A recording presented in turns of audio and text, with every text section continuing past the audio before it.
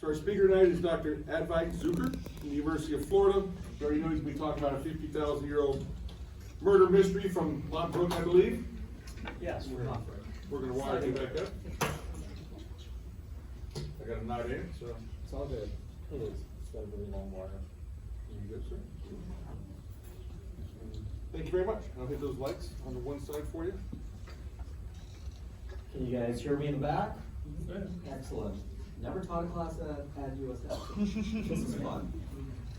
All right, so it's my great pleasure and honor to be here at the Tampa Bay Fossil Club. From what I understand, you are the largest fossil club in the state of Florida. In the world. In the world, right, yeah. Very exciting. I've been here as a curator for about 6 months. I moved here at the end of July, and so I've just been trying to get a feel for how things work here, and it's just great to know that there's such a passionate amateur community. Fossils, when they come out of the ground, are going to erode. I'd rather if someone finds them and takes care of them than for them to just erode away into dust. So thank you for everything that you guys do. Since y'all don't know me, and since I'm new, I thought I'd introduce myself. So I'm one of the 2 curators at the Florida Museum. I'm a vertebrate paleontologist. I'm also a research associate at the Smithsonian and a curatorial affiliate at the Yale Peabody, where I spent several years doing research. My research is grounded in specimen-based work at museums. I work on a lot of systematics and taxonomy and morphology. But I also compile my own data sets and use existing data sets to answer questions in paleontology, ecology, anthropology, and geology. And I use tools and techniques like biodiversity metrics, scaling relationships, and carbon dating to answer some of these questions. My research program is global. I grew up in India. I moved here about 18 years ago for college and have been here since. So a lot of my research does focus on the Indian subcontinent. I've done a lot of work on the extinction of megafauna in India, on these ancient Pleistocene ecosystems at the base of the Himalayas. On dinosaurs in India, I found a couple of new sauropods in northwest India just over the last couple of years. Hopefully we'll get them described soon. They're in the prep lab at the Smithsonian right now. I've also done quite a bit of work on Morrison dinosaurs in North America, trying to understand why there are so many big things out there. It's a really weird place in time where you have more big things than small things. And of course, I work on a lot of elephants. I have a soft spot for elephants. Florida's a great place to be because we have a lot of elephants here. So it's exciting to be out at Montauk and digging them up as well. It was nice to see a nice mastodon molar here. Thanks for bringing that around. And I've got some projects on living whales as well, trying to figure out why their pregnancies are so weird. I did get my start as a geologist. I'm a trained biologist and an ecologist, and when I was in college, I studied living frogs in Korea. So I was at Reed College in Portland, Oregon, and I studied the population ecology and plasticity of these frogs. These are Bombina orientalis. You can actually find them in pet shops, but they are from South Korea and China. And then I moved on to graduate school at George Mason and the Smithsonian, where I worked on the paleoecology and biogeography of large mammals in the Indian subcontinent. That's me with a giant elephant from India called Stegodon ganesa with his 14-foot long tusks. It was a true monster of an animal.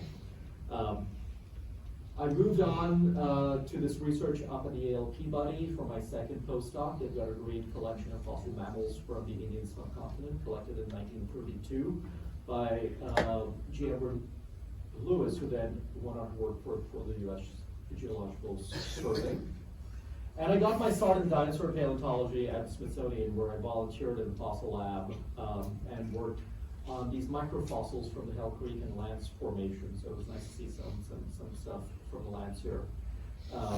I've done a bunch of field work on the East Coast in New Jersey and Georgia. It's always fun to be down in the stream in Georgia.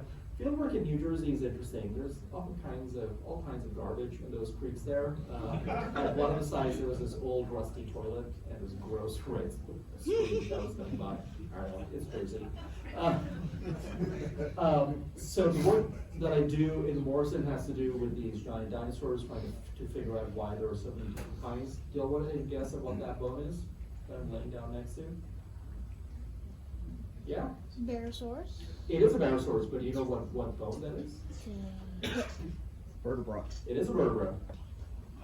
Cervical? It's cervical. It's one of the neck vertebrae from Barosaurus, and it is probably one from around here in the neck. So it's a cervical. It's probably cervical 11 or 12.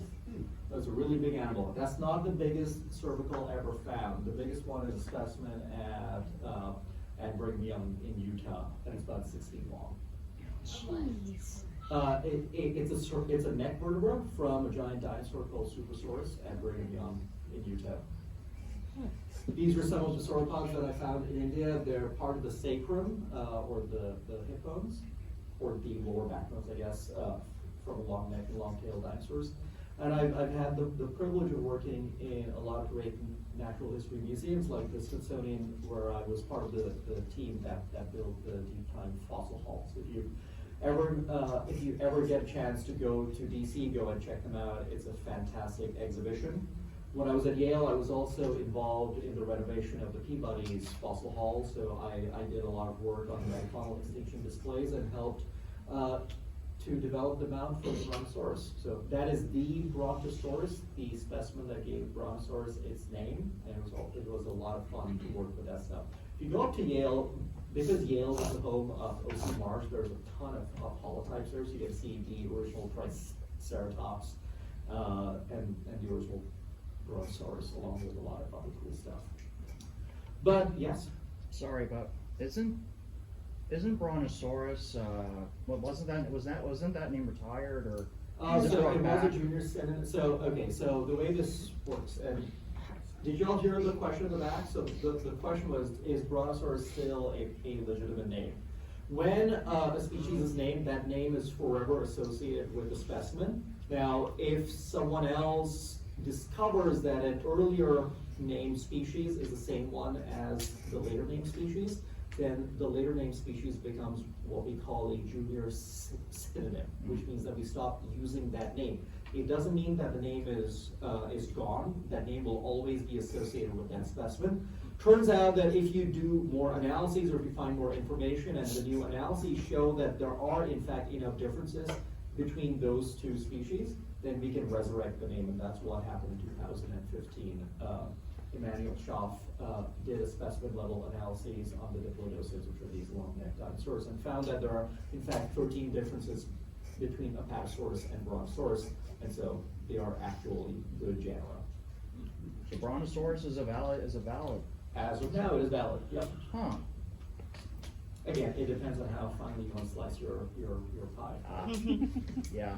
But today's talk is going to be about the mega beast. Maybe I can come down at some point and talk to you about dinosaurs, which is also fun. And I want to start with Alfred Russel Wallace, who was the co-discoverer of the theory of evolution by natural selection. And in 1876, he lamented in a book where he said that we live in a zoologically impoverished world from which all the hugest, fiercest, and strangest forms have recently disappeared. And what he was talking about was the fact that not that long ago, only about 50,000 years ago, the world was covered in megafauna, including here in North America. We had 7 kinds of elephants here in North America, 3 in Florida, which is kind of wild. There were dwarf mammoths up the coast of California, so lots of large species everywhere. You have these strange marsupials, giant marsupials in Australia, giant ground sloths and toxodons in South America, giant lemurs in Madagascar, giant flightless birds on New Zealand and in Madagascar as well. Hippos, short-faced bear, cave bears, woolly rhino, mammoth, and giant deer across Eurasia. So a lot of cool things. Right here in Florida, we have Columbian mammoths and mastodons and tapirs and glyptodons, which is what you're seeing here in this illustration. If you went up to Alaska about 20,000 years ago, it looked like the Serengeti with mammoths and ground sloths, horses and bison. That's a painting by Jamie Curtis, the paleo artist.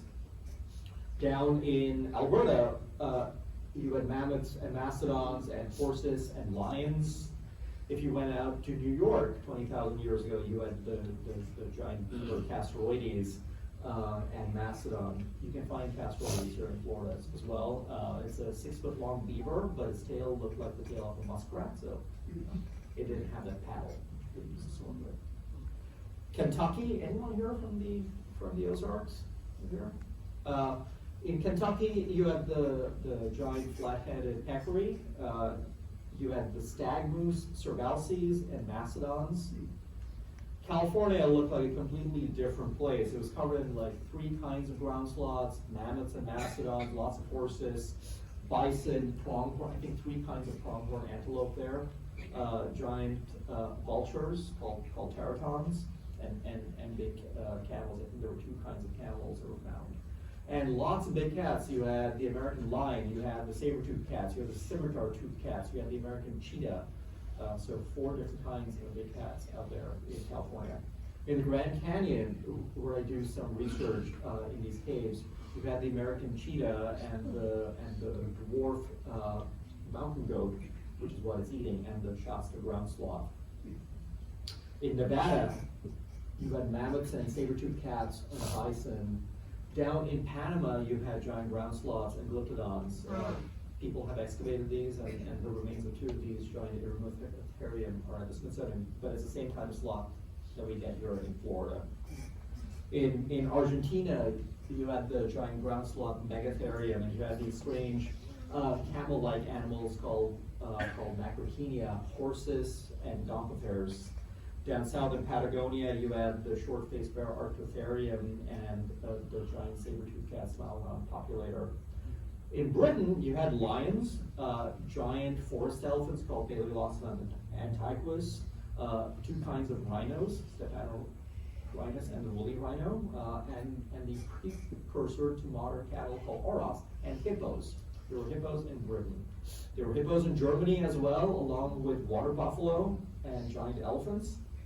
Across towards the eastern side of Eurasia and Siberia, you had the woolly rhino and the woolly mammoth, and horses and lions and hyenas. Animals that you typically associate with Africa are actually found everywhere on the planet. I think it's quite incredible. Australia has some of the strangest megafauna that ever lived. You had these giant, almost rhino-sized, wombat-like animals called diprotodon. Their skulls are that big. And that thing there is Megalania. Think of a Komodo dragon, but 20 feet long. Yeah, terrifying. Skull that's about that big. That is a giant flightless duck. It's called Genyornis. That's Hylacoleo carnifex, the marsupial lion, and they've got these like blade-like teeth. It's just this one single blade in their mouth. And that's a giant one-toed kangaroo. Crocodile, yeah. Madagascar had multiple species of pygmy hippo, giant horned crocodiles, giant tortoises, lemurs the size of gorillas, and giant flightless birds called the elephant bird. New Zealand, interestingly, was the last dinosaur-dominated ecosystem on the planet, because up until when we came in, the only kinds of mammals there were bats and seals. Every other form of large animal on land was a bird, and we know that birds are dinosaurs. So this was the last remnant of the Mesozoic on the planet, which I think is kind of cool for them. Of course, they're all gone.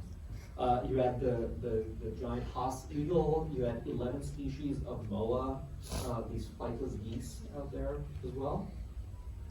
But they all go away, because we don't have these animals anymore.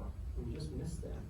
And these extinctions are quite incredible because they don't all take place at the same time. So the first animals to go away are the ones in Australia, followed by animals in northern Eurasia. You lose the mammoths and the woolly rhinos. Then you lose large species in South and Southeast Asia, and then you lose species in Africa. Africa did have megafauna.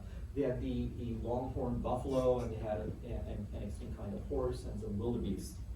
Then you start to lose them in the Americas, where you lose the mammoths and the mastodons and saber-toothed cats, and after that you lose them in South America. And finally, the last remaining megafauna on the islands in the Caribbean and in Madagascar and New Zealand start to go away. And this is the distribution of large mammals left on the planet. We live in an unnatural world. It is incredibly common throughout deep time for there to be large things everywhere. The largest wild animal in most parts of North America today is a white-tailed deer. In Florida, we have bison up here at Base Prairie, which is kind of cool because there were bison here. But across most of the United States, the biggest animal is the white-tailed deer, which is kind of sad. So 50,000 years, and to give you all a bit of context for this murder mystery, we live in a chunk of time called the Cenozoic. It's the period after the Mesozoic. It's divided into different periods. The period that we live in is called the Quaternary. And that's divided up into the Pleistocene and the Holocene. We live right at the end of the Holocene. So the Holocene is the last 11,000 years of time. The Pleistocene started about 2.6 million years ago, and it ends at the end of the last ice age. How many of y'all have seen the movie Ice Age? Y'all have heard of the Ice Age? How many ice ages do you think we've had? Bunch of them. Yeah, there's like 4 or 5. 25 of them. There's a whole bunch of ice ages, and the ones that we think about is the last ice age. And it's divided into these glacial periods, which are cold, and these warm interglacial periods. There are some points in time where it's slightly warmer than the interglacial that we're living in now, but wait a few decades, it'll warm up.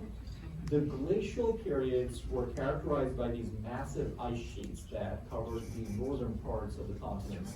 So that's called the wartime Cordilleran ice sheets, which covered most of the northern part of North America. So Canada was under ice.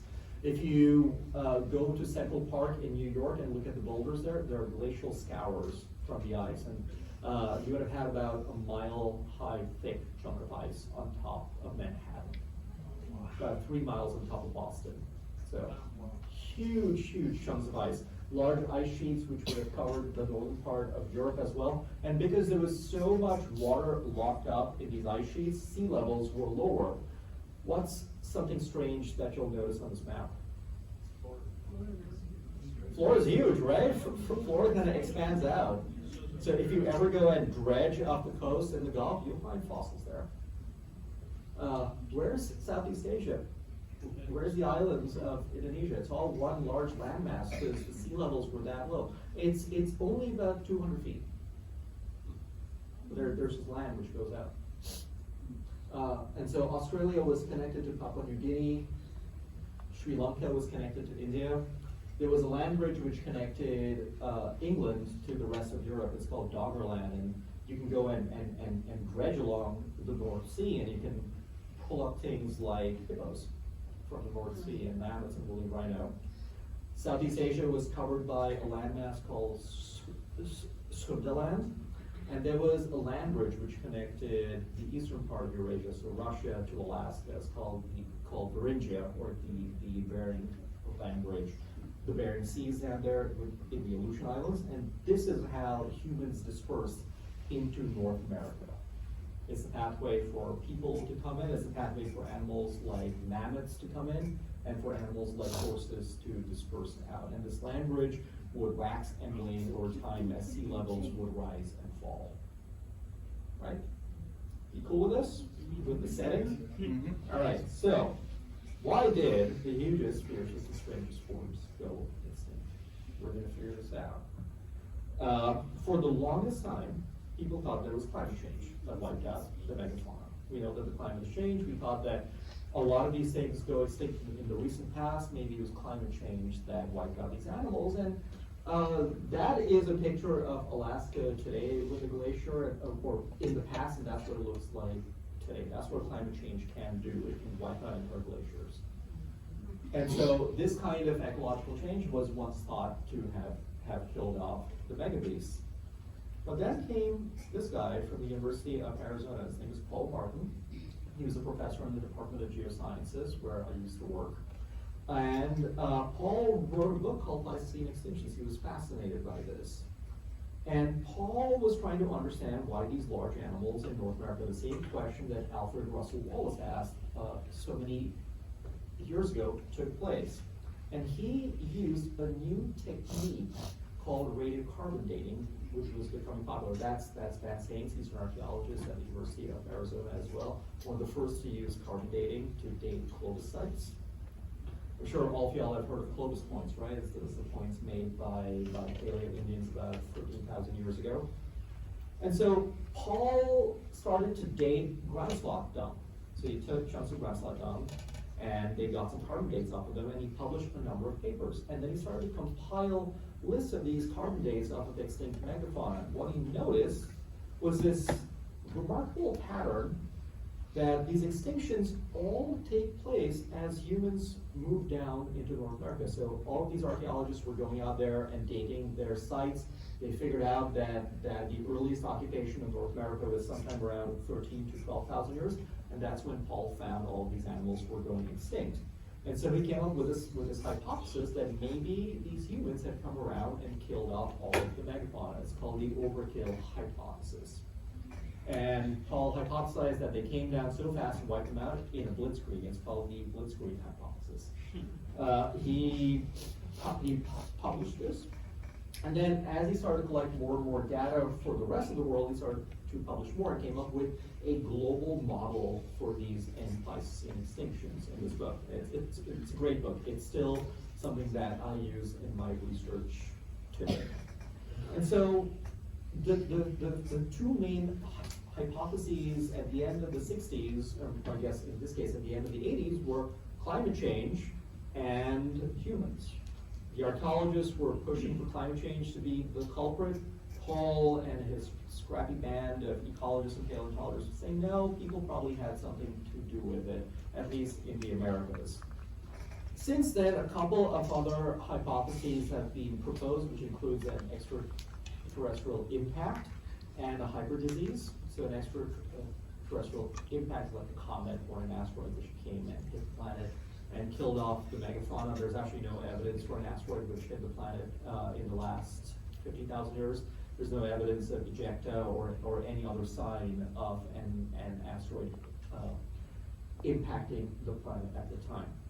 Ross McPhee at the American Museum of Natural History came up with the idea of a hyperdisease. And he said that humans are going from continent to continent. Perhaps it's a disease that we carried, which jumped from animal to animal. Sound familiar? Turns out that there isn't enough, or there isn't a virus or a bacterium or anything that is known to us that can actually cause extinctions. It can cause a lot of death. So, have you heard of the Saiga antelope at all? It's an antelope which lives on the Central Asian steppe. About half of the population was wiped out by a pathogen several years ago. Half of the population was wiped out, which means that it did bounce back. But it means that pathogens can have an impact on populations, but so far we don't know any kind of disease that can actually cause an extinction. And extinction is a special thing because it means that every last individual of that species has to go away, and goes away forever. It can never come back. So the two major hypotheses that we deal with today in megafauna extinction world are anthropogenic activities, or something that humans are doing on the landscape, whether it's killing animals with our pokey sticks, or it's fire or something else, or it's climate change. There's something going on in the environment which is disturbing these populations that's causing the extinctions. So these are the two main hypotheses that I'm going to be testing out today with you guys. Now, in order to test these, the way we do this is we look at the pattern of the extinction, and then we try to see if the pattern of the extinction can be explained by climate change or people. And this extinction is particularly weird in terms of extinctions that we've seen globally. The first thing that we notice about this extinction is that large species preferentially go extinct in the last 50,000 years. So it's called the extinction of the megabeast, or the megafaunal extinction, because animals that weighed more than 100 pounds, or about 45 kilograms, preferentially go extinct. Small species do just fine. All the rats and the voles and rabbits and whatnot seem to do just okay. We don't see an extinction in the ocean. This is largely an extinction which takes place on land. We don't see a concurrent extinction of any kind of invertebrate or arthropod or whale or dolphin or fish. It's really just things on land, and it's big things on land. The median size of the extinct species is about 182 kilograms, so about 300 pounds or so about the size of a cow. So that's the median size of the animals. And you see this pattern everywhere on the planet. So what you're seeing here in this image is all of the living megafauna in North America on the inside, and all around them are the species that died out at the end of the last ice age. What you're seeing in the graph up there is the percentage or the number of species in those size classes that go extinct compared to the ones that were alive. So for example, animals that weigh over 1,000 kilograms, that's over a ton, there were about 48 species at the end of the last ice age, and 40 of those go extinct. And so out of the 27 species that weigh between half a ton to a ton, 15 of those go extinct. So about half of those go extinct. So, and we see this pattern across the world. We see the pattern in Africa, we see it in Australia, we see it in Eurasia, North America, and South America. Australia lost almost everything that weighed over 100 pounds. The biggest thing in Australia today is a red kangaroo, which weighs about as much as a human. That's the biggest thing out there right now. Except for the saltwater crocodile, but in terms of a mammal. The extinctions don't take place at the same time, and this is what I'm calling asynchronicity. The extinctions were staggered, and most occurred in the late Pleistocene, in the latest part of the Pleistocene. So those bars represent the duration of the extinctions. In Africa, they start sometime around 60,000 years, and they're smeared out up until about 5,000 years. In Australia, they start at sometime about 65,000 and go on to about 35,000 years. Eurasia has like 3 pulses of extinctions, and then the Americas experience one of the latest extinctions on the planet. So these species don't all go extinct at the same time. It's really weird. They go extinct at different times on different continents. It's a key pattern, something to keep in mind. And we also see variable magnitude of the extinction. You're seeing here in the green is species that are alive, and the black are species that go extinct. And what do y'all notice about the pattern here? A lot worse in the Americas. A lot worse in the Americas, really bad in Australia, sort of bad in parts of Northern Europe. It's generally okay in parts of South and Southeast Asia and parts of Africa, where you still have a lot of big extinct species. To put some numbers on this, you lose about 49 species that weigh over 50 kilograms in North America. That's about a 75% extinction of megafauna here.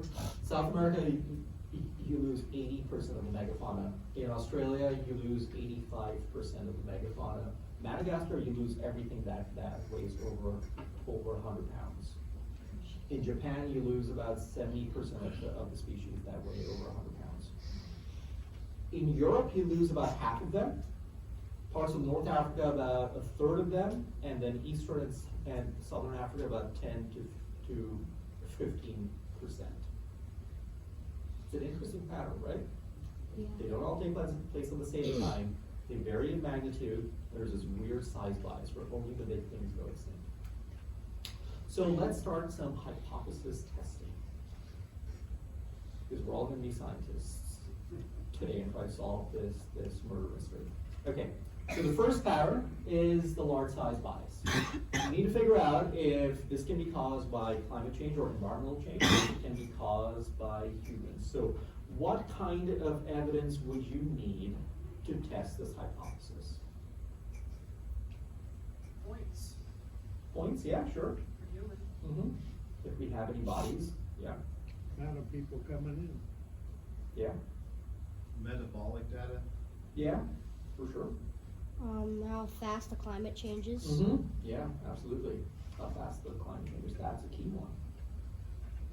Anything else? Hunting patterns. Hunting patterns, yeah. If we're thinking about human hunting, yeah. Technology. Technology, yeah, absolutely. It's also weird, right, that there's a size bias extinction. So the first question that we ask is, are there any other points in time where we see a size bias extinction? Is it just bad to be big through time? And so, yes? What was there a similar size bias during the extinctions in the Mesozoic? Because it seemed like the smaller things tended to survive around for a while. Even going like in the Cretaceous Tertiary boundary, it was a lot of the smaller mammals, turtles, things Yeah. like that survived, whereas the large, more specialized dinosaurs are the ones that Right. really got hit with the brunt of it. Right, every single small toothed bird got wiped out. So there are two kinds of birds which lived at the end of the age of dinosaurs. You have the birds which you find on the planet today, and they start off with the ancestors of the flycatchers, the paleocats, and your ducks and chickens. So those are the basalmost birds, or closest to the ancestors of the modern birds. Those are fine. There's an entire radiation of tooth birds at the end of the Cretaceous, and they're from like that big to about that big, all get wiped out. So that extinction was an equal opportunity killer. So colleagues of mine looked at the odds that you go extinct if you are big. And they looked at this from the time after the extinction of dinosaurs to the modern, and that's what this graph is showing. So what you're seeing down here on the x-axis is time, 66 million years, all the way to the modern. And what you're seeing up here is body size selectivity. So it's an odds ratio. What are the odds that you go extinct? Are the odds high if you're big or not?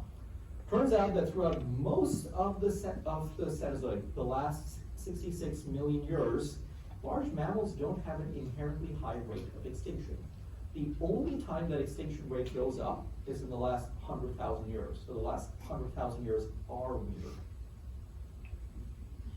And I can sort of illustrate this in this graph. What you're seeing here is that even in the Pleistocene, in the Ice Age, where you have those fluctuating ice ages, small things and big things go extinct in roughly equal numbers at different points of time in the Ice Age. So what this is showing you is that it's okay to be big through time. You don't have a higher risk of extinction compared to smaller species. Smaller species also go extinct. However, at the end of the Ice Age, when these megabeasts go extinct, it's only the big things. I think in North America, we've lost 4 small mammals, so a couple of rodents and a rabbit at the end of the Ice Age.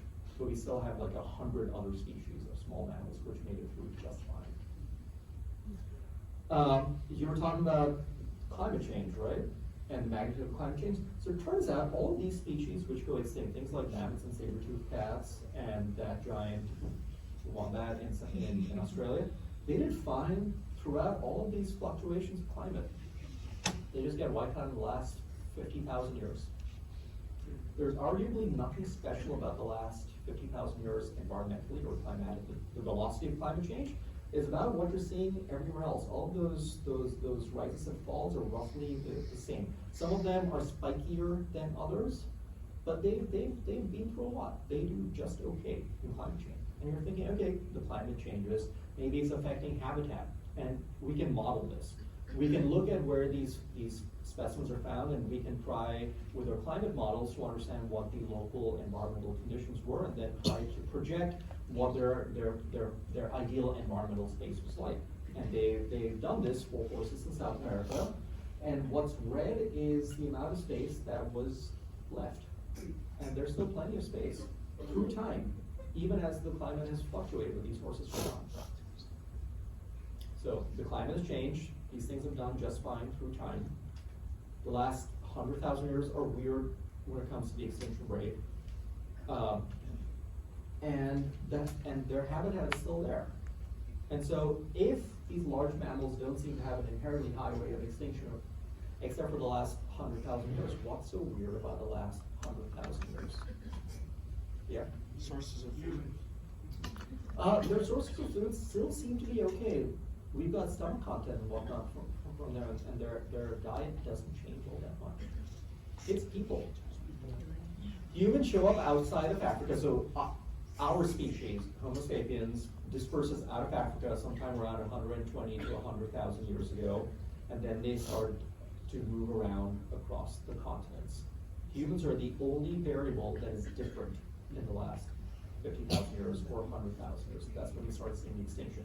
So I would argue that there's strong evidence, at least here, that humans had something to do with it. Climate doesn't seem to explain this large size bias.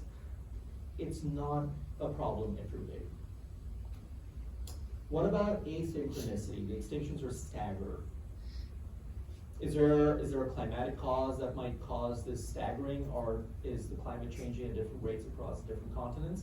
Well, we have some particularly cold and dry chunks of time in the last 60,000 years. We have the last glacial maximum, which is the maximum extent of the ice sheets. That's when it got really cold and really dry. You have Heinrich Event 1, which is it's just this cold spell, which caused the monsoons in South and Southeast Asia to fail for about a century.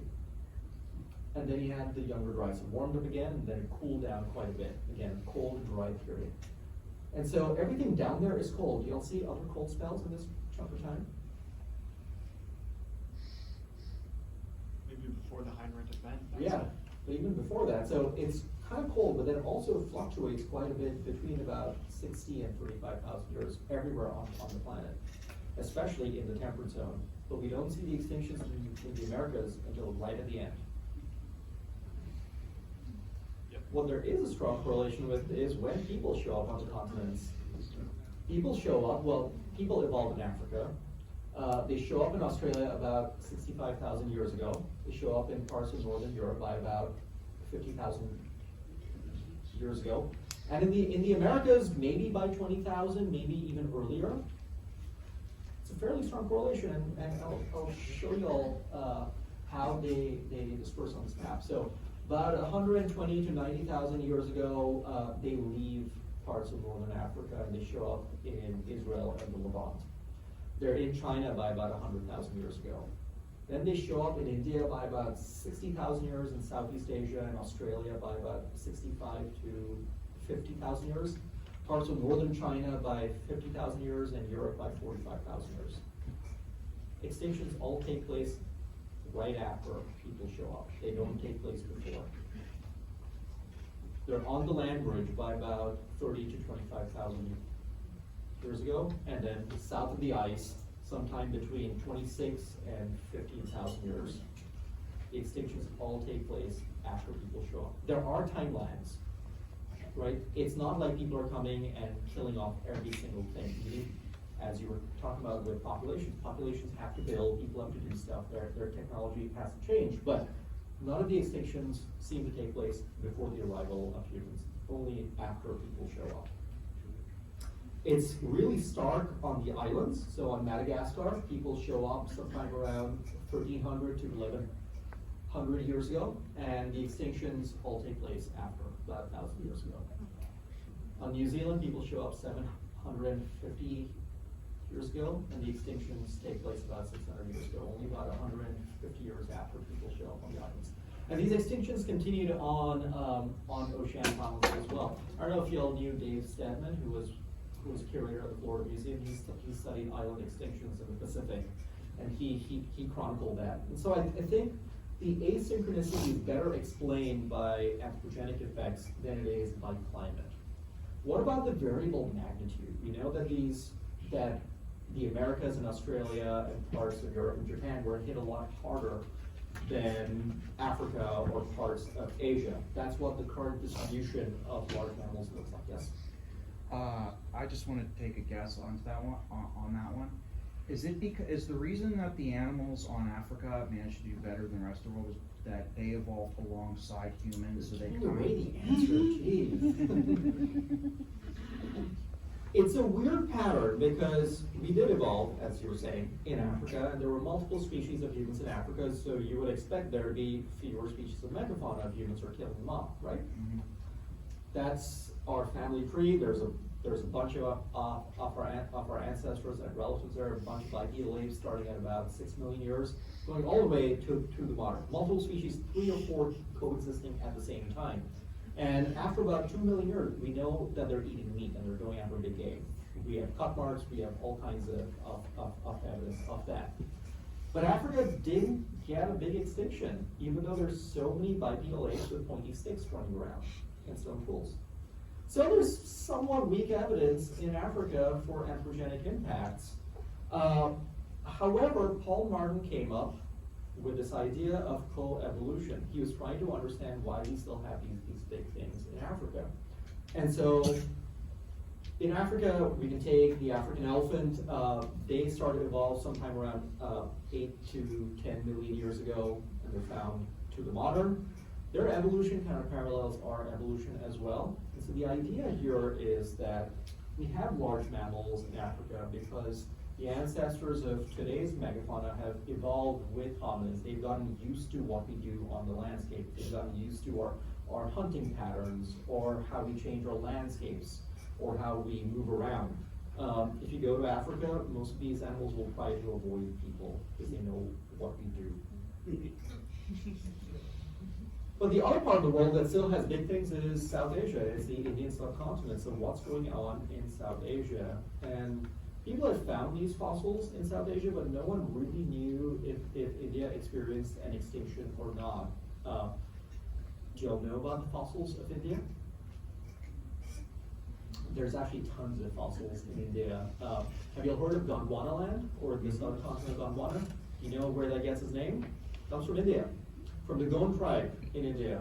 So when the British were in India, they were finding these fossils of these ferns, which they also found in South Africa and South America, and on the southern continents. And the only way this fern could get there is if these continents were connected. And same thing with animals like dystrosaurs, which are land-living ancestors or cousins of ours. The only way they could get there is if the continents were connected. And so they call this land Gondwana after the Gond tribe. So even before that, Hugh Faulkner, who's the guy who described the Columbian mammoth, which is found here in Florida, made one of the most significant discoveries of fossil mammals anywhere in the world at the base of the Himalayas, which is also where I do a lot of my research. The early evolution of whales takes place in India and Pakistan. All those four-legged whales, they evolved in Indo-Pakistan. It's quite possible that the ancestors of all odd-toed ungulates came from the Indian subcontinent, and when India docked with Asia, they dispersed out. We have dinosaurs there. I think the first dinosaur eggs that were properly discovered came from India. They thought it was just a rock with mineral inside, and it turns out it was a dinosaur egg from central India. So India's had a lot of paleontology. Most people don't know about it. It's kind of been a black hole for research for a long time. So I decided to tackle the problem for my PhD, because I'm a glutton. And so the first thing was, who lived there and who goes extinct? So I started to compile a list of all of these extinct animals which lived in the Indian subcontinent, presumably in the last 50,000 years, based on late Pleistocene context. And there's about 28 species which are no longer found in India today. Now, as paleontologists, you all know that species names get changed. Sometimes a species is named after a really crappy specimen and it just doesn't hold up for further scrutiny. Sometimes we don't have good age information. If I'm not confident that a species actually comes from the last 50,000 years, I can't add it to my list. And some of these species have been synonymized, so I have to go and do some triaging. So some of them had poor age control. So we don't know if they're actually from the last 50,000 years or not. Some of these species have either been synonymized with other extinct species or with living species. I throw out a whole bunch more. And there's a bunch of species for which we just don't have enough material to either say that it's a valid species or that species that it was named for came from these late Pleistocene sites.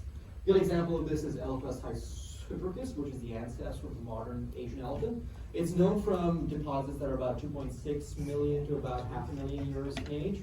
We actually don't know if this elephant lived in the last 50,000 years, but some people have named it in papers without showing the actual fossil, and so without any proof, I had to throw it out. And so that left me with 5 things out of 28, which I could say definitively lived in India in the last 50,000 years and went extinct. So they are Paleoxodon pneumaticus, one of the biggest elephants to ever live. That's its skull. That's me. I'm about 6 feet tall for scale. How big do y'all think a big bull African elephant weighs? About 8 tons, right? 8, yeah? 6 to 8.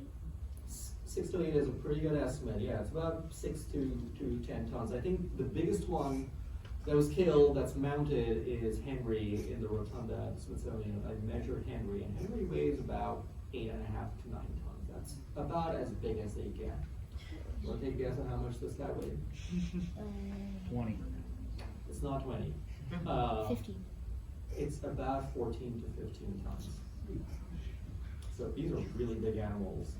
The big Colombian mammoths here, in comparison, weighed about 12 tons. So all of these animals were bigger than the living African elephants, the biggest individuals of African elephants. True land of giants. There was another kind of elephant called stegodon, which had the super long tusks. It's an underappreciated group of elephant relatives. It's got a long evolutionary history, goes back about 20 million years or so, and then we get these things. We had zebra in India, so we had the Indian zebra. Zebra all evolved in North America. The earliest ones are found in Idaho and Texas. It's called, it's the Hagerman horse, Equus simplicitans, and they disperse across the Bering land bridge and come down, and then diversify into many, many species of zebra-like horses. The only living forms are the 3 kinds of zebra in Africa today. And yes, I say zebra, not zebra. We had a hippo. It was a 6-incisor hippo called Hexaprotodon. Oh my. Yeah. What a These smile. things evolved in Africa and dispersed out, and end up in Asia, and the last ones are found in the Indian subcontinent. It's called Hexaprotodon because hexa means 6, protodon is 20 teeth, 6 incisors in their lower jaw. That's what you're seeing there. I don't know what species they belong to. There are 2 species which are being described from late Pleistocene context, and they can be defined based on the length and position of the 2nd incisor in their lower jaw. So if I don't have the complete incisor series, I can't actually tell what species it is. So I call them all Hexaprotodon SP, but we know that there is a hippo in these late Pleistocene contexts. We also lose the Indian auroch. This is the ancestor of the modern humped cattle. You'll have seen a Brahma bull, or the bull with a hump. You'll like the rock, the Brahma bull. Yeah, that's his symbol. That's the modern Zebu cattle with the humpback. Their ancestors are those Pneumaticus. We are not entirely creative with our names. Pneumaticus, Pneumaticus, Pneumaticus. Do y'all know what that means? No. There's a river in India called the Narmada, and the Greek name of that is the Nematis. And so all these were first found in the Narmada basin, so therefore they were all called Nematicus. Hysupercus is the Greek name for the river Sutlej. It was a name given by Alexander, so because it was found around there, it's from the Sutlej, Alpes Hysupercus. Alexander was stopped in India, by the way, if you didn't know. His quest to conquer the world. We had ostriches there too, so it's the same kind of ostrich which you find in parts of Somalia and Ethiopia. So okay, so we have all these cool things. Is this a megafaunal extinction? Are these animals larger than the animals which live in India today? So I estimated their weights, and turns out that they are. They are larger.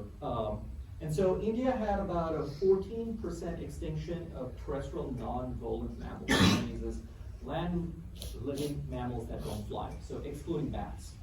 And about 15% of mammals weighing over 50 kilograms and 17% of large herbivores. Not as big of an extinction as we see in the Americas, but you know, it's not bad. So to understand when these species went extinct, I compiled a data set of the dated sites from the Indian subcontinent. So the sites which had some kind of carbon date or a different kind of date, and I compiled these extinction chronologies for these species. What we know in the fossil record is that the record is incomplete. We're never going to find the last individual of a species. It's because once a species starts to go extinct, it gets rarer and rarer on the landscape, and so the odds that you're going to find the last individual are close to 0. So we have to forecast when these species go extinct based on the distribution of dates that we have. And we need about 5 dates to do this. And so I could do it for the zebra, for the giant elephant, for the ostrich, and the hippo. So the first thing that goes extinct is the stegodon, followed by the zebra and the giant elephant, Paleoecology. And then the ostrich and the hippo kind of sneak up into the Holocene. And the last known wild type of the Indian auroch shows up in the record sometime about 5,000 years ago. We have a 5,000-year overlap with the domesticated form. So humans are domesticating them for about 5,000 years, and there's an overlap, and then the wild type stops appearing completely. And so that gives us an extinction window of about 22,000 years in India, from about 30,000 years to 8,000 years. To figure out what's causing these extinctions, I compared this extinction window with climate change and humans. So what you're seeing here is the Greenland ice core data. So it's warmer on the left and colder on the right. And up here is a cave record of the Indian monsoon. So it's wetter on the left and drier on the right, all right? And so in this extinction window, we have the younger dryas, Heinrich event 1, when the monsoons failed, and the last glacial maximum. And it is a particularly cold and dry chunk of time when these species go extinct, but as we're seeing below, there are mega droughts in the subcontinent in the last 60,000 years, and these species do just fine. They're found throughout the subcontinent, and we see them in all of these dry spells. So maybe it's not climate change entirely. What about people? Well, our species shows up in the Indian subcontinent about 60,000 years ago. But there's a time lag, right? So if they show up about 60,000 years and the extinctions don't start till about 30,000, it's 30,000 years of coexistence. And these species are doing just fine. So maybe it's not just the presence of humans, but what we're doing. I think you were talking about stone tools and changes in technology. I think some of y'all were talking about that. And that's actually what we see in India. We see a shift from larger, more coarse tools to these finer blades. And what we think people are doing around 45 to 35,000 years is that they're making arrowheads and spearheads. So their hunting techniques are becoming more efficient. And their populations are also growing. So sometime between 45,000 and 25,000 years, about a third of the world's human population was in South and Southeast Asia. So a lot of people, populations are growing, it's a fertile place, a lot of big game, and they're becoming more and more sophisticated with their hunting techniques. So it's probably a combination of climate as these species are getting stressed out with these droughts. People are coming in, their populations are growing, and they're just picking off a few. And so we can put South Asia there with the 15% extinction, which is most similar to what we see in Africa. Interesting pattern, right? So coexistence or co-evolution in Africa, which explains the survival of megafauna. Is there any kind of co-evolution that takes place in South Asia? Well, I tried to investigate this. There are several species of hominins which leave Africa. Homo erectus is the first great wanderer, leaves Africa about 2 million years ago and then spreads out into parts of Asia, goes all the way down into Southeast Asia where it was first found. We have Homo heidelbergensis, comes from Heidelberg in Germany, Neanderthals and Denisovans. So Homo erectus is found pretty much all across Africa, parts of Eurasia. Homo heidelbergensis has been found with actual wooden spears in Germany and Schwenningen. Neanderthals and Denisovans were found across Eurasia and Asia. For all of you with European ancestry, you guys are a little bit Neanderthal. I'm from India, so I'm a little bit Denisovan as well, so which is kind of fun. But what about other kinds of hominins in India? Well, there's one fossil of an extinct species of hominin known from India. One. It's a skull cap of something that we think is closer to humans and Neanderthals and Homo heidelbergensis than it is to Homo erectus. We still don't know exactly what it is. It's Narmada man from the same deposits as we find these other extinct species.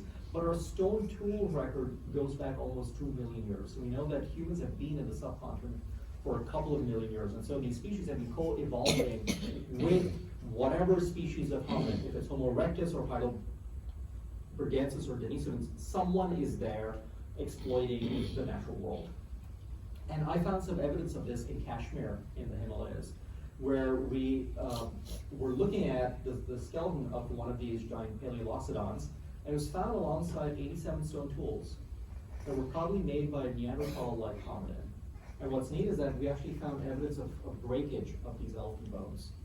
So this hominid out there in Kashmir, in the high Himalayas, was butchering this elephant carcass. And so we know these humans were going after big game in the Pleistocene. And so what we can see is that on continents where you have multiple species of hominids, including us, we see low magnitudes of extinction. Europe is the odd one because people were there in parts of Spain and Italy, but they weren't all the way up. So these species could still survive because their ranges were more extensive. In parts of the world where the only species of human is us, we see extremely high magnitudes of the extinction. And so what this is showing is that in places where we just don't have any hominids, these species were naive to what we do on the landscape. Everyone else was used to what hominids were doing. And so instead of asking whether it was climate change or humans, we should reframe the question of, in the absence of humans, would you see the same pattern and magnitude of the extinctions? And I would say you don't. And so what is the evidence for human impacts? We see this at the page left site here in Florida. We see Clovis sites across Arizona. Here's the Malcolm Mammoth Kill site with the Clovis points. Here's the Lerner Mammoth site with, again, Clovis points in mammoth bone. This is the Murray Springs site, which was another mammoth kill site with Clovis points. There are actually bison and mammoth kill sites all across the continent. And people have argued, like, where are the bodies? So archaeologists tried to come up with this critique that we don't have a lot of bodies of a lot of these other megafauna, so how do you explain this pattern that you see? If you go into the woods, how many bones do you actually see out there that are not fossils? How many deer do we have around here? Tons and tons of deer, right? If you go into the woods or the swamp, how many deer bones are you gonna find? It's because I see them all the time, actually. decay is normal though. Yeah, So, they don't last forever. right. Fossilization is the aberration. It's when the process of decay and decomposition breaks down. That's where we go and collect all of our gorgeous specimens.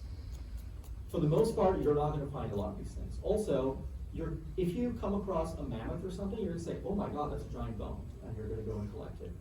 If you're out west and you find like a bone which looks like a deer bone, which might belong to the extinct stag moose, you're probably just gonna think it's an elk or a moose and you're not gonna grab it. Because a lot of these animals' bones look like sub-fossils. They're not gonna look like these old Miocene bones, which you might have seen. It's gonna look like this any old bone. Same with the horse bones. There are tons of horses here, but there are tons of horses in the American West. And it's not uncommon to find horse bones out there. And we've carbon dated some of these bones, which are thought to be fossils, and it turns out they're only a couple of 100 years old.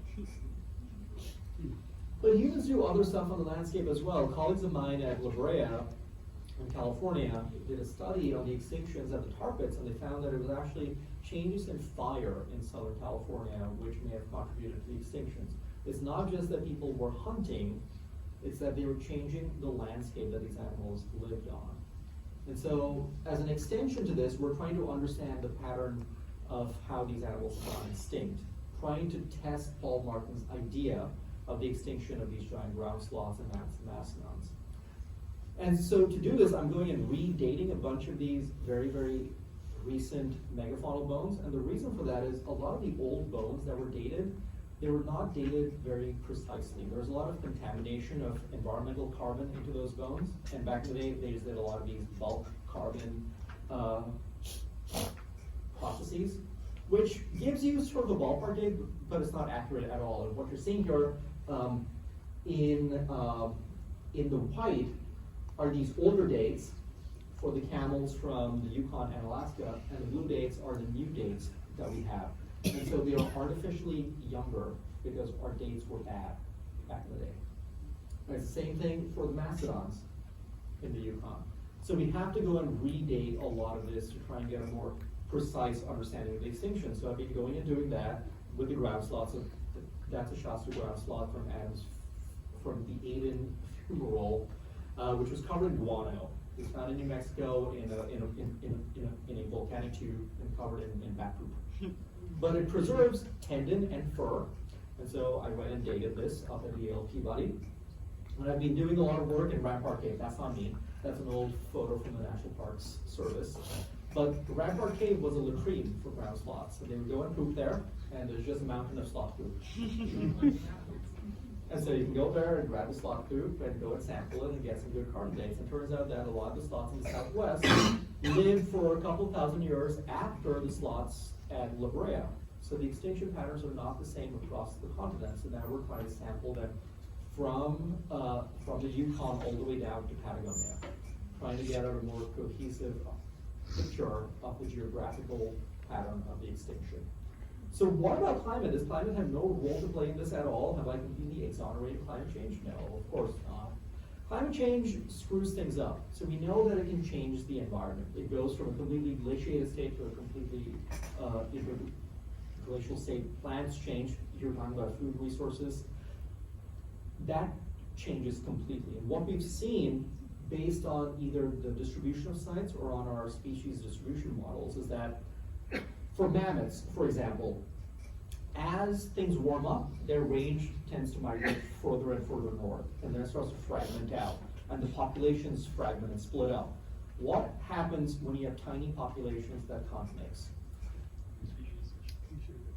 You get range fragmentation and inbreeding, and that's not good for a species. So all these animals do get stressed when the climate changes. Species move north and south, east and west based on where their favorite kind of food and water is.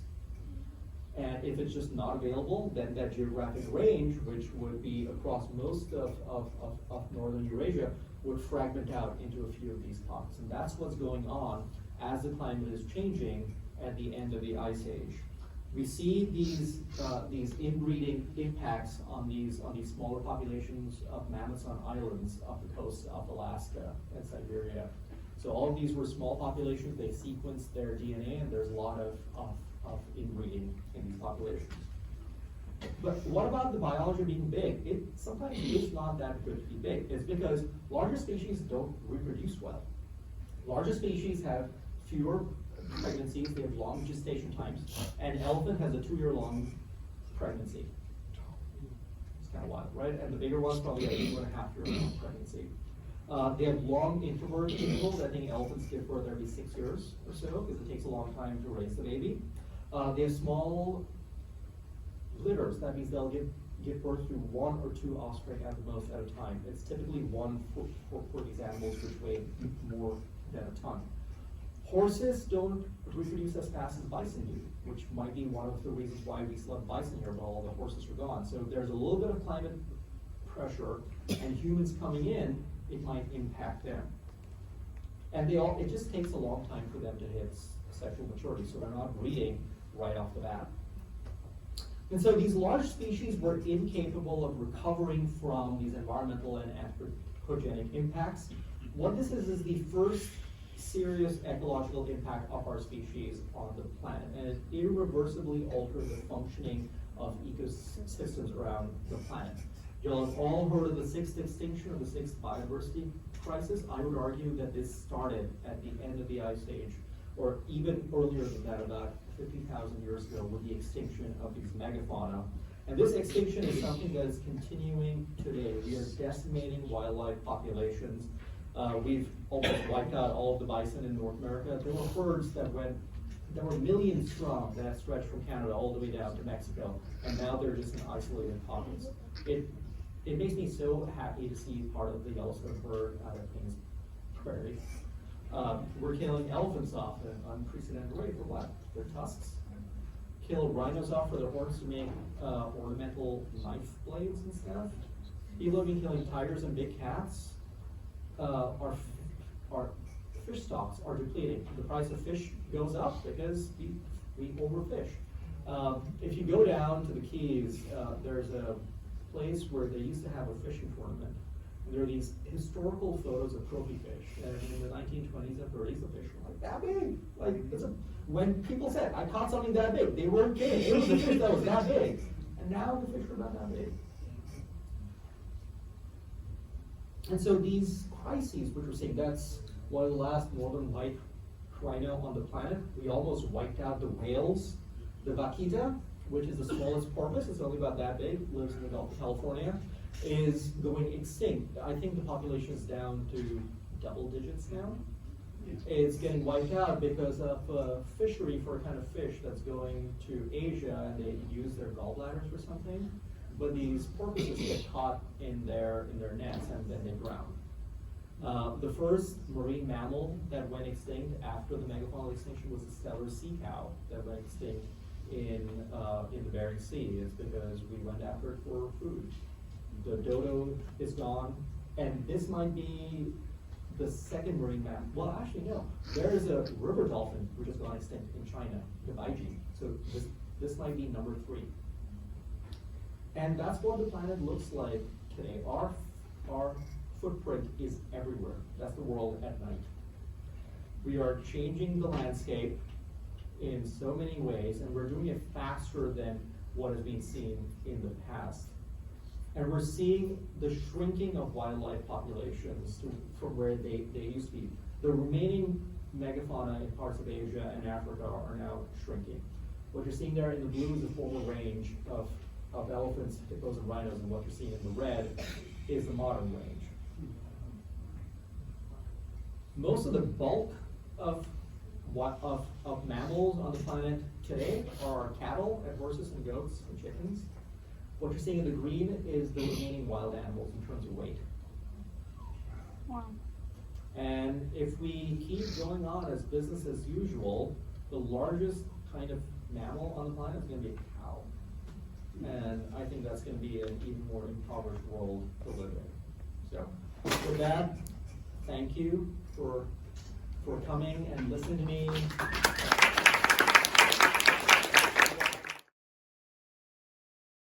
We're gonna bring up some show and tell. Let's bring up a new person, Connor Cole first. Hello, everybody, guys. It's my first time here, so yeah, I'm a new face. Hey, everybody in the front row. Do we have like a? Oh no, you don't. Okay.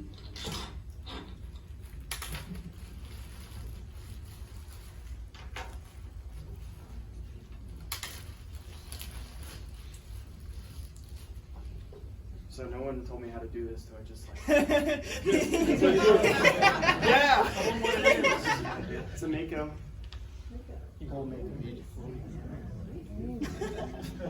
I don't know. What do I do? Pass it around and hope it gets back to you. Please don't steal it. Please don't steal it. Now, hold it like you can so you can see it, you know. Hold it, you know. I mean, just hold it, yeah, like that. So people, there we go. Yeah, we can see it. Yeah. Show it to the camera. Now, There you go. where exactly did you find So it? Peace River, Nice. all on my own. No one was with me. Part of the Peace River. What part is it? No.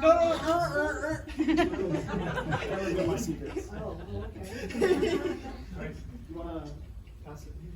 No, you don't have to do that. Yeah, don't do Only if it was that. only if it was in a It will food make it drink. past the third round. What else do you have? Little mag. Just a little mag. Yeah, I like it. Nice. Peace River also? Those are good. Nice. Why are you laughing at me?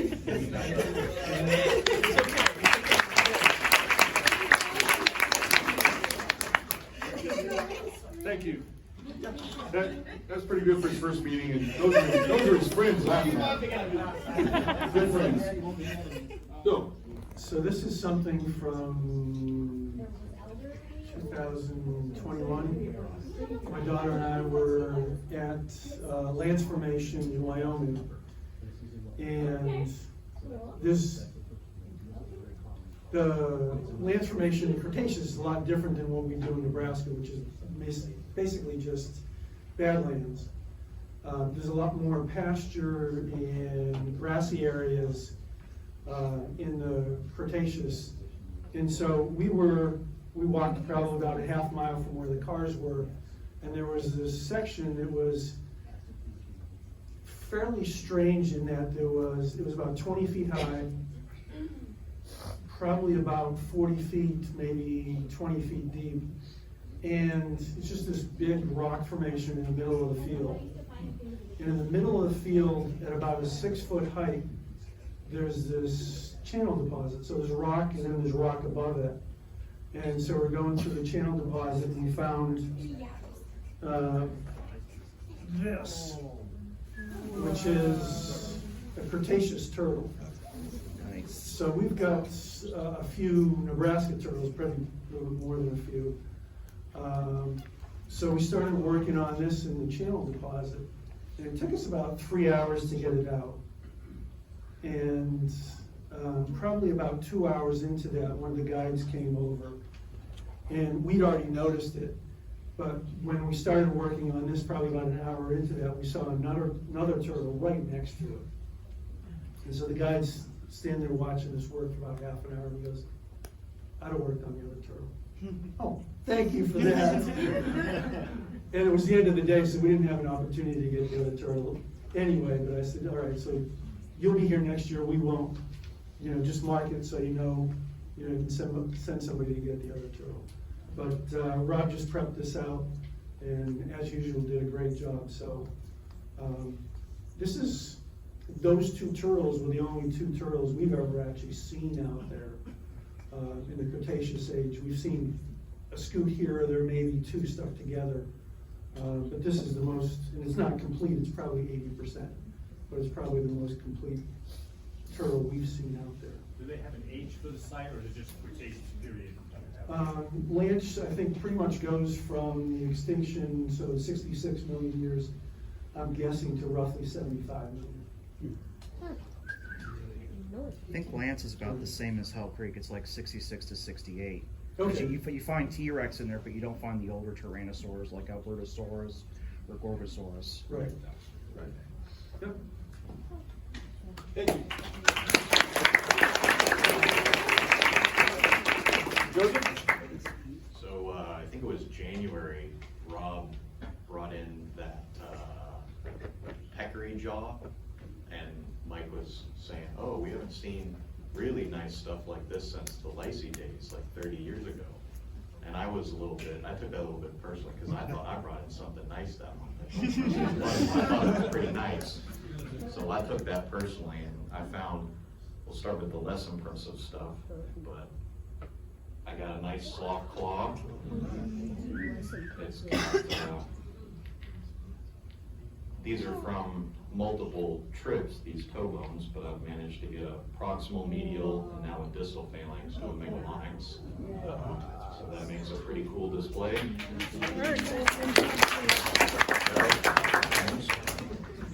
And then, you gotta break out the case.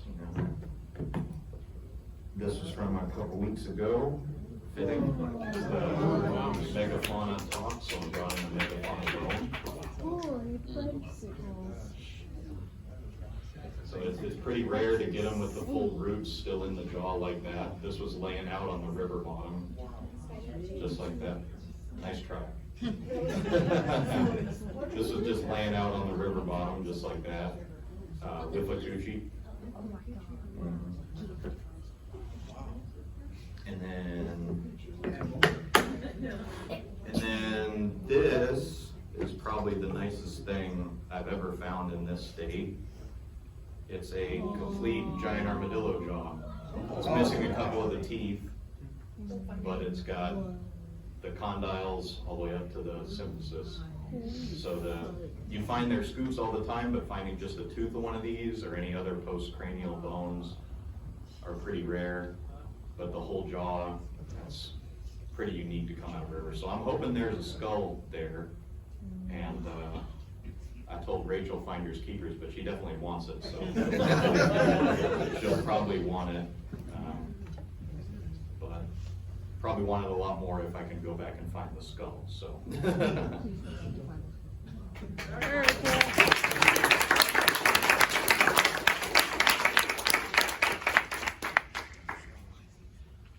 Good job, Joe. That was all right. So I assembled this a few years ago after I got a whole bunch of the Moroccan crow shark teeth wholesale. I think I spent about a month measuring the angle of each tooth, looking for commonalities in the angle between the tip and the various parts of the root. I've always wanted to get this checked out by someone who was much more of an expert on sharks than I am, because just being from the Cretaceous, I don't know if they've ever found a complete specimen of this particular. They have found complete specimens of other sharks from the Cretaceous. I don't think they found this one, which is Squalicorax pristodontis. So if anyone could potentially point me in the direction of a shark expert who could maybe take a look at this, I'd really appreciate that.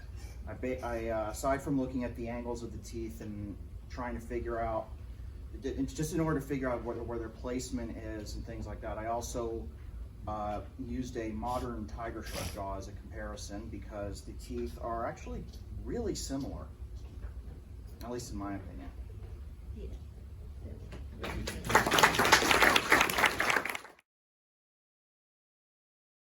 Okay, on behalf of the Paleo Board, the Board of the Paleo Preserved Fossil Museum is immensely grateful to Fred Hendershot for recognizing the value and importance of paleo and stepping up to provide stability in the museum's early years. We have this token of our appreciation.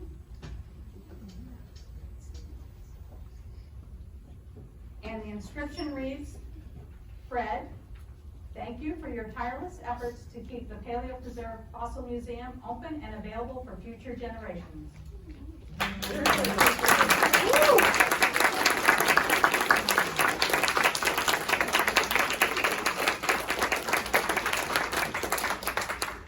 He's very deserving of that award, all the work he's done for years and years and years to keep that museum open. Well, I was working with Frank Garcia, who was the founder, and that was back in 03, 04. And I took over as treasurer in 09. Frank didn't pay too much attention to books, and I'm proud of him.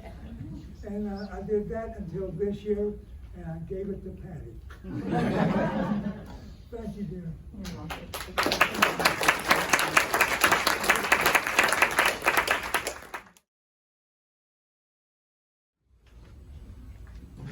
My sister and I have made new drawings here, two of which I think you'll find really interesting. Meet Silas and Terrell Barnum Rex. 10 points to the guy who can guess how he got his name. Yeah. He got his name from Barnum Ground of Urson, who found the T-Rex bones. And his first name, Terrell, comes from the Royal Terrell Museum in Canada. But what I'm really here to talk about is something that I think you all can connect to: collecting. In an article by my favorite natural history person, David Attenborough. Collecting is a strange affliction. I have to admit to being a sufferer since childhood. Stamps, magazines that were numbered in sequence, bus tickets, I know, coins, fossils, of course, and advancing years have not really cured me. So today I collect, among many other things, books about New Guinea. And if I find one, no matter how boring it is, I'm likely to buy it for no better reason than that I don't have it. But where does this urge to collect come from? Some animals certainly collect objects, but all those that I can think of collect things that have a use. Caddisfly larvae collect tiny sticks with which to build little tubes in which they live, and will collect colored beads if you keep them in aquariums and provide them with nothing else. Bowerbirds, the most spectacular collectors among birds, also assemble colored objects, but that's in order to create a display that will impress females. Human beings, on the other hand, collect things that have no practical use, and often don't show them to anyone else but keep them in secret, hidden away in a back room. But why? Psychologists have produced a variety of answers, such as over-severe potty training in infancy, for instance, which I personally don't find very convincing. I have a different theory. It seems to me that the affliction, if it can be called that, is by and large more masculine than feminine. Don't deny it, all you men out there. There have been, it is true, one or two spectacular women collectors. Lady Charlotte Schreiber, for example, who had a passion for little china figures of shepherds, shepherdesses, and such like, and left thousands of them to the Victoria and Albert Museum. But that is nothing compared with Sir Thomas Phillips, who in the 19th century collected books in quite phenomenal numbers. How many of you still like reading books? Actual books, not e-books. Very good. That's a dying art. Most of us, I dare say, are guilty of buying more books than we actually read. True. But he bought 40 or 50 books a week, and by the end of his life had a collection of 40,000 of them, as well as 60,000 manuscripts. And certainly most active collectors I know who scour shops, auctions, and car boot sales for the objects of which they are addicted are men. And men whose wives look at them with an affectionate, even pitying tolerance when they spend yet more extravagant sums on something that's quite useless, but which appeals to them irresistibly because they haven't got one exactly like it. Must have it. Oh, no, you don't! Oh, come on, can't I have this? All you do is spend money at these sales. You go to the store, I go to save money. Yeah, right. The male emphasis, I believe, is an important clue. There can be little doubt that there was a division of labor between the sexes early in mankind's history. Don't deny that. The long period in which a human infant needs before it's capable of even walking by itself, let alone finding its own food, meant that women, by and large, stayed in the camps or caves while the men went off hunting for meat for the family. So hunting instinct, the delight in finding prey, tracking it down and catching it, is deep-seated in men. Indeed, it seems to be possible that men have a positive pleasure in the process and do not go off hunting not only out of a sense of duty and responsibility toward their families. In short, I think the process of collecting objects is a way of satisfying the deep-seated urge to hunt, an urge that in modern times is not properly satisfied when all that a man brings back home to support his family is a measly piece of paper, or simply the information that a message has been sent to the bank.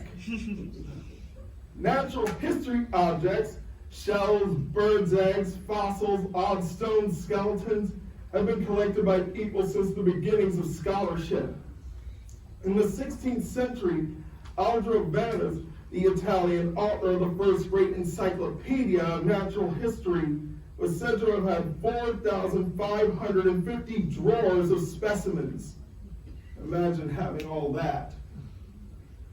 Noblemen throughout Europe had their cabinets of curiosities, in which they displayed anything, animal, vegetable, or mineral, that seemed strange and remarkable to them.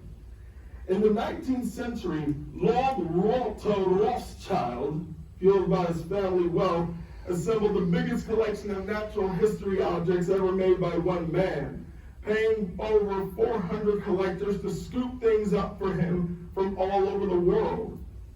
Giant tortoises, bird skins, birds' eggs, butterflies, beetles. There seemed to be no product of the natural world that he was unwilling to acquire. Charles Darwin, in his youth, was a passionate, fanatical collector of beetles.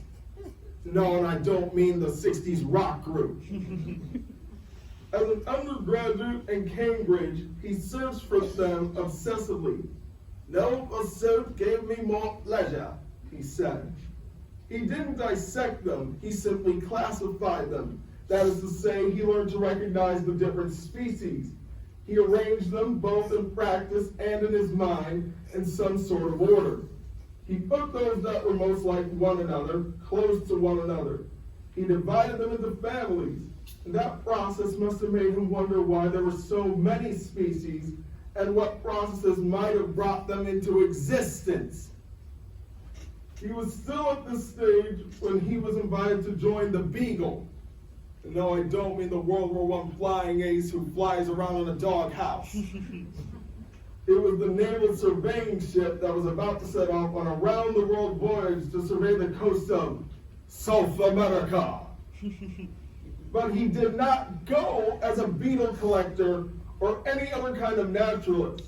His official job was simply to be a companion to Captain Robert Fitzroy, the autocratic and irascible commander of the ship, and to provide him with some gentlemanly conversations. But the collecting mania still possessed him. Everywhere the Beagle went, young Mr. Darwin eagerly went ashore and collected fossils, plants, mammal skins, shells, everything natural, in fact, that was collectible. And that included, might I add, the first known fossils of saber-toothed cats and giant ground sloths. And it was that passion in those collections that gave him the raw material for the theory of evolution by natural selection. It may come as a consolation to some of us that, on occasion, even the great Darwin was less than perfect as a scientific collector. Blasphemy! It is said that the idea of natural selection was sparked in his mind by a claim made by a British resident in the Galapagos Islands, that he could tell which island a giant tortoise came from by the shape of its shell. Those on the drier islands, which lacked a reasonable turf on which to graze, had shells with peaks at the front that allowed their owners to crane their exceptionally long necks upwards and browse on the branches of tall plants. Darwin certainly brought back several shells and skeletons of these extraordinary reptiles, but he had done the unforgivable. He had neglected to note which of them came from which island. So he couldn't use them to illustrate his theory. Instead, he had to base it on the rather less dramatic mockingbirds that his assistant Science Covington had not only collected, but had meticulously labeled with their place of origin. Darwin's son inherited his father's collecting mania, but in 1840, a new collecting possibility had arrived. Britain had invented the postage stamp, and it had spread around the world. In 1862, Darwin wrote to one of his scientific correspondents, Asa Gray, the professor of botany at Harvard in the United States, and asked him if he could possibly send his son some stamps. But not just any old stamps, of course, but the Wells Fargo Company Pony Express 2-penny and 4-penny ones. Stamps were still the rage when I was a boy, but I sense that these days the fashion has lessened with the sheer abundance of different issues. Very few contemporary ones are rare enough to quicken the collector's pulse. Modern marketing methods take care of that. Bus tickets, beep, beep, hello, which back in my boyhood had different colors for different values, have now gone. Even train numbers, which were once in vogue are no longer, I'm told, very interesting. More seriously, collecting many kinds of natural objects is now forbidden by law. For very good reasons, it is now illegal to collect birds' eggs or pick rare wild flowers. Nor is it allowed, as all of you here in the Fossil Club should know, for anyone to walk onto a site of geological importance and hunt for fossils without a permit, as people used to do. And I worry about that, for it seems to me that the collecting impulse was responsible for stimulating an interest in natural history, and ultimately gave people a love and understanding of the natural world. Maybe some of us will be able to translate that passion to accumulate objects into an equally satisfying way of collecting photographic images of birds and butterflies, dragonflies and flowers. I hope so. But there is no need for us to feel too guilty about the passion for collecting. For many of us, it was the trigger that led us to the deep pleasures that come from involvement with the natural world and an understanding of how it works. And it led one man of genius to propose the most important and revolutionary theory in the whole of natural science.